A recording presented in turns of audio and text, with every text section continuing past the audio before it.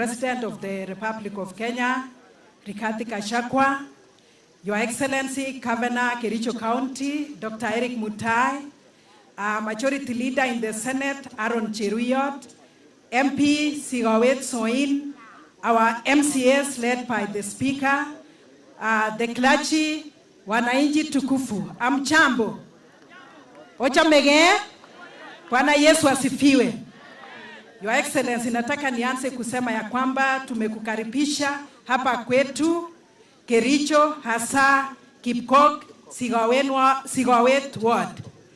Ya pili, Your Excellency, hii kanisa la PMCA, Peace and Mercy Church of Africa, tulikuwa kwa mashishi ya mzee, na kitu tukajua ni ya kwamba hii mzee alijaribu to actually make sure that whatever mistake that was done in the past will not be repeated.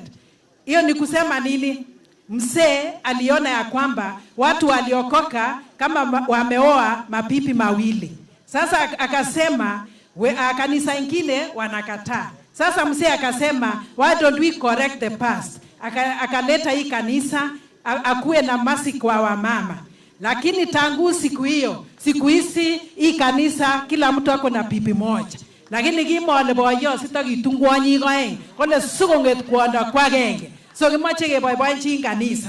Your Excellency, mama amesema maneno ya Harambee.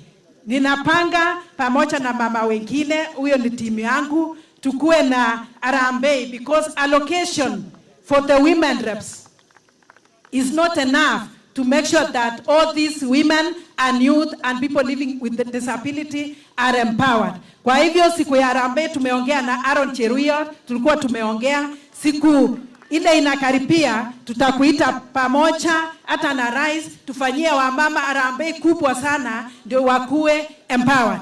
Ya tatu nikimalizia, Your Excellency, on Thursday tukapitisha budget na ya nchi yetu ya Kenya 2024-2025. Na hii maneno itatusaidia in this sense. Maneno ya parapara, it will be enhanced.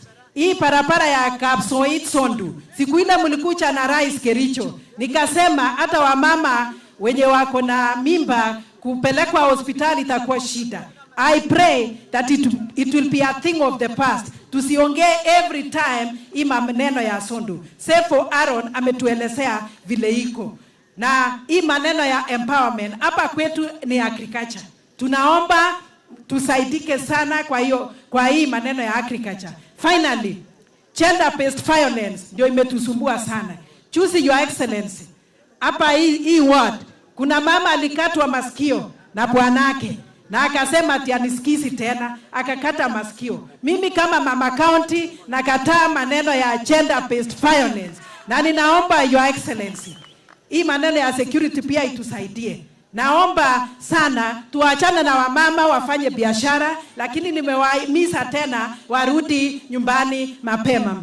And finally, philosophy ile ya the late Moi, peace, love and unity, iendelee kwa nchi yetu. Tuko nyuma ya President Dr. William Samoei Ruto na wewe naibu wa rais all the days in this country. Na ikifika chama cha UDA tuko imara, na whatever you plan for the UDA party tuko imara hapa. Mungu awabariki sana. Kongoi mise.